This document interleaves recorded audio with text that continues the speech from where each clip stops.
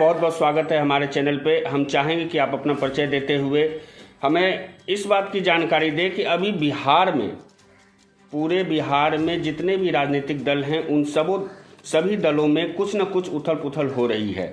इसका कारण क्या मानते हैं सर? देखिए, मेरा नाम डॉक्टर एजाज अली है। हम पूर्व सांसद हैं और हमारा एक संगठन है जिसके ज़रिए हम दलित मुस्लिम लोगों का मूवमेंट चलाते हैं, उनकी सुविधाएं के लिए सरकार उनको अधिकार दे। अभी जो आपने सवाल किया है कि उथल पुथल हो रहा है बिहार में, देखिए अगले साल चुनाव है 2024 में। अब पूरे देश में चुनाव है तो बिहारी का सब जगह उथल पुथल हो रहा है। बिहार में यह है कि एक तरफ मोदी जी की पार्टी खड़ी है तो दूसरी तरफ जो है तो बाकी लोग अपना खड़े हुए हैं। अब इन लोगों के साथ जो विपक्ष जो कहलाते हैं, इन लोगों के साथ प्रॉब्लम यह है कि कैसे यूनाइट होकर मोदी जी को हरा दें, यही तो चल रहा है अभी। अब इन लोगों में आपस में कितनी बनती है नहीं बनती इसका भी कोई ठिकाना पता नहीं चल पा रहा है। तो लोग अपना गठजोड़ में लगे हुए हैं। हम लोग ये चाहते हैं, हम लोग की फिक्र यही है कि सरकार जिसकी भी बने वो कॉमन इश्यूज पर काम करे।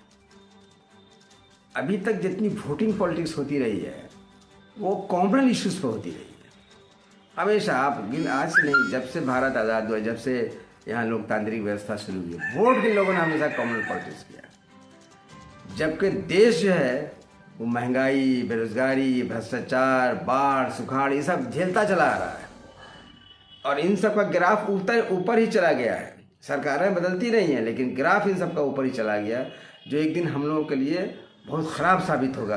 आप देखिए अड़ोस पड़ोस के मुल्क में ये ख़राब साबित हुआ। आप इसके पहले तमिलनाडु में देख ली क्या हालत हो गई थी, फिर उसके अभी देखिए बगल का आपका पड़ोसी मुल्क है पाकिस्तान, वहाँ क्या हालत है। तो जब कॉमनल पॉलिटिक्स होगा तो लोग की, देश की यही हालत होगी, समाज की ऐसी ही हालत होगी जो आप देख रहे हैं आज। यही अगर कॉमन पॉलिटिक्स हुआ रहता, महंगाई, बेरोजगारी, भ्रष्टाचार इनको देखे होते लोग, बाढ़ सुखाड़ को देखे होते, गांव देहात की हालत को सुधारने के, ये सब जो बुनियादी समस्या दूर के होते तो आज देश भी ऊंचाई पर जाता और समाज भी ऊंचा हो जाता, समाज में ही समरसता आती और उसके बाद लोग चैन की ज़िंदगी गुजारते।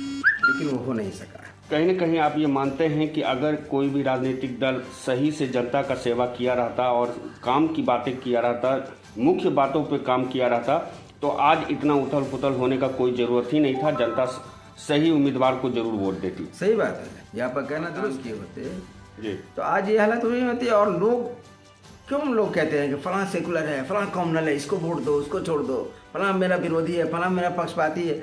ऐसे नहीं होती। लोग कॉमन इश्यूज पर वोट देते हैं कि किसने महंगाई को कंट्रोल किया, किसने बेरोजगारी को कंट्रोल किया, किसने नौजवानों को हाथ में काम दिया, किसने बाढ़ और सुखाड़ पर कंट्रोल किया। आप बाढ़ और सुखाड़ को कम समझते हैं। हर साल आधा इंडिया बाढ़ से डूब जाता है और बाकी इंडिया जो सूखे के मार झेलता है। तो इस पर तो काम होता नहीं है।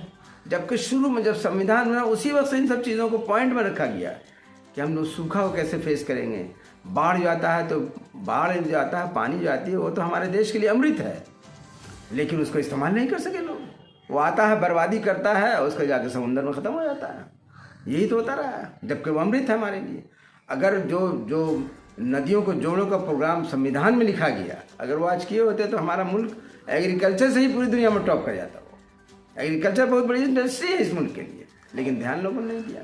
क्योंकि ध्यान तो हमेशा कॉमन इश्यूज पर रहा। मंदिर है, मस्जिद है, हिंदू है, मुसलमान है, शादी है, ब्याह है, हिंदुस्तान है, पाकिस्तान, यही सब तो इशू बना रहा है हमेशा। अभी सर देखा जाए कि अभी रामनवमी पर्व बीता है और रमज़ान का महीना चल रहा है, लेकिन रामनवमी में जो ये छोटे छोटे जहाँ तहाँ पूरे देश में जो है सो कहीं ना कहीं हंगामा हुआ है, इसको क्या कुछ कारण मानते हैं सर?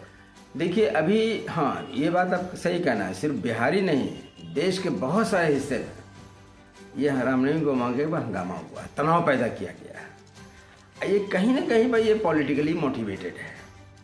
हम ये नहीं कहते हैं कि एक पार्टिकुलर पार्टी ने करवाया, इसमें सब लोग अपना जो है तो हाथ धो रहे हैं, चाहे इधर के लोग हों चाहे उधर के लोग, अपना अपना हाथ धो रहे हैं सब लोग। तो ये चीज़ अच्छी चीज़ नहीं है।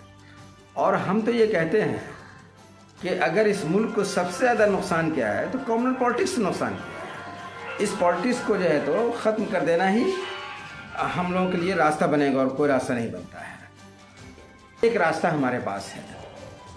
देखिए, जहाँ भी देखिए, त्यौहार बहुत बड़ी चीज़ है, आस्था की चीज़ है, और इंसान के जीवन में रूटीन वर्क में एक चेंज लाता है, मोनोपोली में चेंज लाता है। लोग बाहर निकलते हैं, हंसी खुशी मनाते हैं, खाते पीते हैं, घूमते फिरते हैं, लोगों से मिलते हैं, एक दूसरे के घर जाते हैं।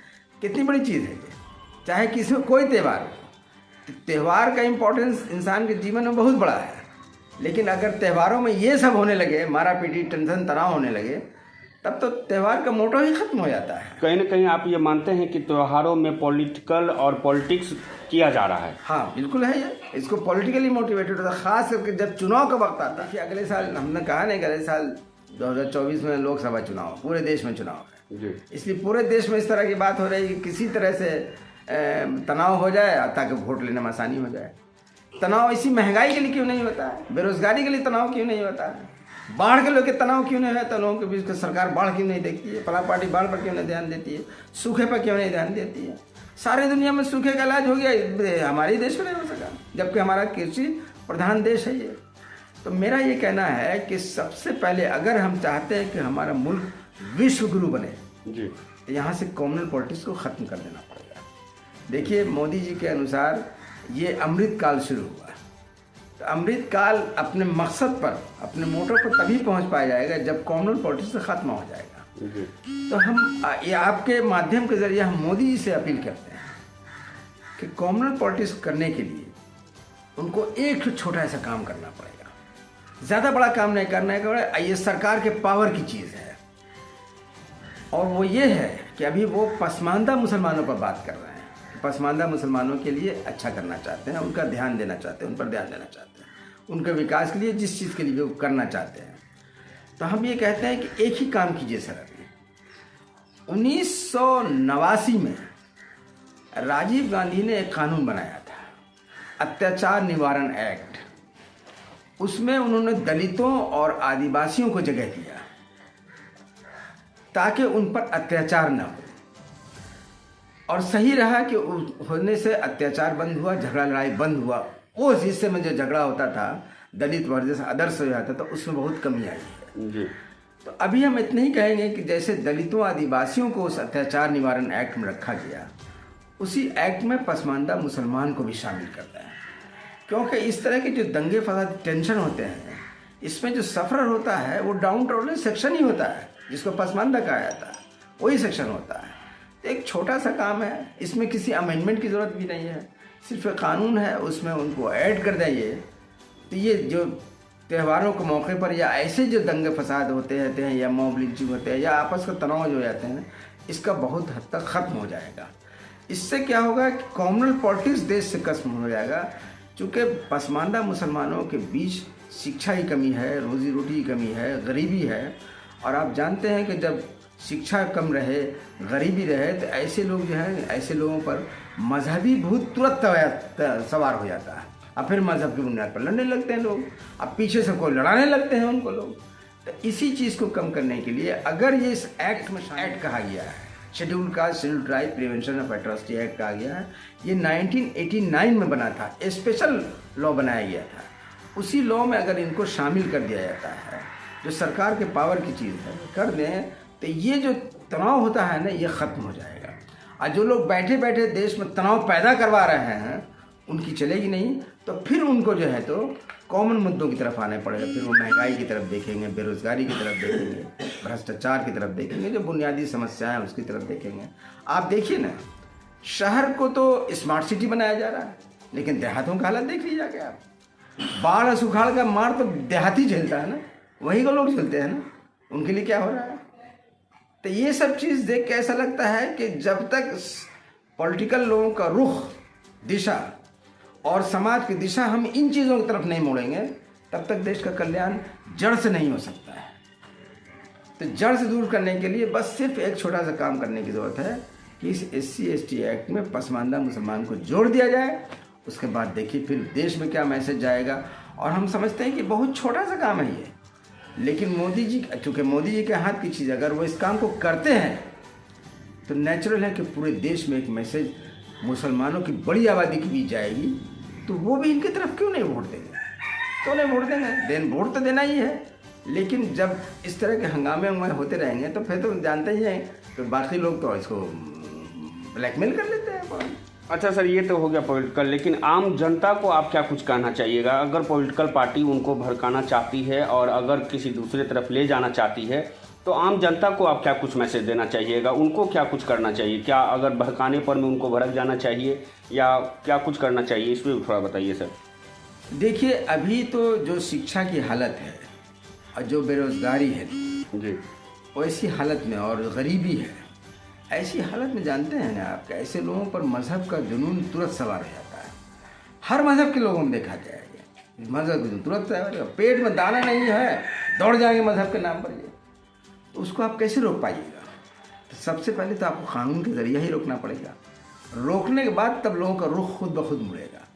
हालांकि अब हम लोग देखने लगे हैं कि वोट के टाइम में देखते हैं लोग कि रोड नहीं तो वोट, हम नहीं वोट देंगे तो फायदा है, रोड बनता ही नहीं हमारे यहाँ। उसी तरह से बुनियादी इश्यूज पर सवाल उठने लगेगा तब जो है तो पॉलिटिकल लोगों का भी ध्यान जाएगा। लेकिन जब तक ये गरीबी और बेरोजगारी और भ्रष्टाचार रहेगा और गरीबी रहेगी और शिक्षा की कमी रहेगी, तब तक इसको आप रोक नहीं सकते हैं।